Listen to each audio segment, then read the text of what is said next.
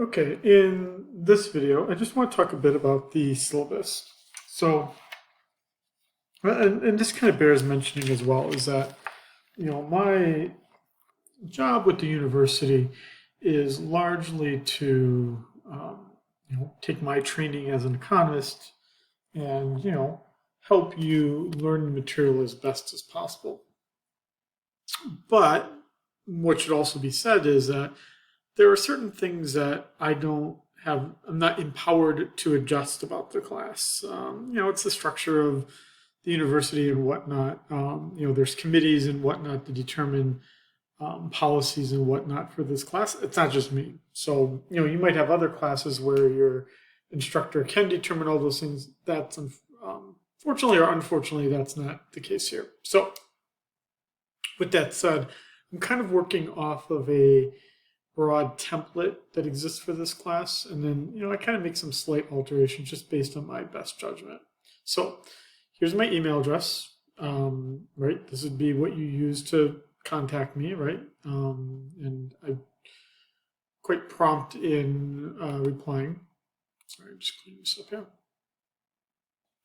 This is the official textbook that's listed, but I don't even think they make the 7th edition anymore. So I suspect that they've provided you with the current edition, which is the 9th edition of the book by Bade and Parkin, The Foundations of Microeconomics textbook. It has like a butterfly on it. It looks like it's like eating parts of a flower. Here's our course description. Again, not written by me. Here's our course outcomes. Our course should generally meet all of these outcomes in the way that it's structured.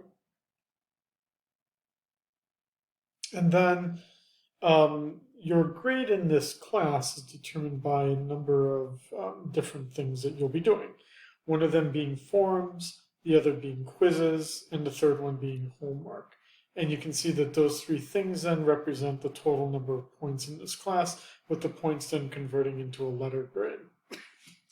I'll talk about each of these in a separate video, so I'm just going to kind of skip over it for right now. But it should be pretty straightforward, at least in terms of how your grade is determined. You should be truthful in what you write. Try not to plagiarize. I am considering what's called we all had to make this decision, each of us faculty members, about how we would allow like AI stuff, like artificial intelligence, like ChatGPT to be used. I'm going to assume people may use it or not. And I'm just going to grade what you submit to me. And if it looks like it's written by ChatGPT entirely and not by you, well, then your grade will reflect that. I have not found, others believe differently, but I think ChatGPT is an emerging technology, and I don't think you can rely on it entirely to do your work in this class. Then we have our ADA statement. If you need accommodation by me, you should be reaching out to the University Disability Support Services, and then they will tell me how to accommodate you. And then we have our Title IX, which essentially ensures that we all learn in an environment that's free of discrimination or harassment. Okay, so that's pretty much our syllabus. It's that's got a little bit light in details, in my opinion, but that's my opinion. But what then I do is I supplement this syllabus. So we go back here to syllabus here.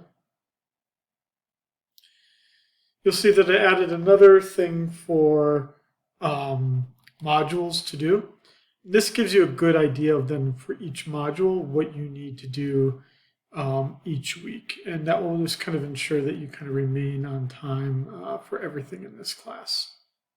But again, I'll talk about that in a little bit.